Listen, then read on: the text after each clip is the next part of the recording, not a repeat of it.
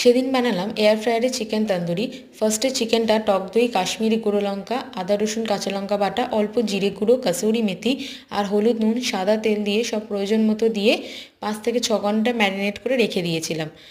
বলে রাখি, তোমরা ফুড কালারও দিতে পারো। আমার কাছে সেই সময় ফুড কালার ছিল না, তাই আমি দিতে পারিনি।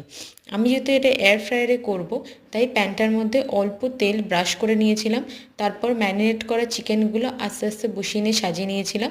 দিয়ে পাওয়ারটা 200 ডিগ্রি সেন্টিগ্রেড দিয়েছিলাম আর 20 থেকে 22 মিনিট পর্যন্ত দিয়ে দিয়েছিলাম। আর মেনুতে তোমরা দেখতে পাচ্ছ যে চিকেন কাবাব বা গ্রিলের যে অপশানটা আছে সেটা আমি সিলেক্ট করে নিয়েছিলাম।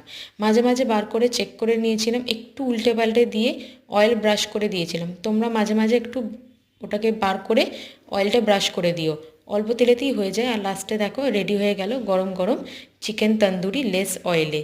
তোমরাও খেয়ে বলো এরকমভাবে বানিয়ে যে কেমন লাগলো খেতে। সত্যি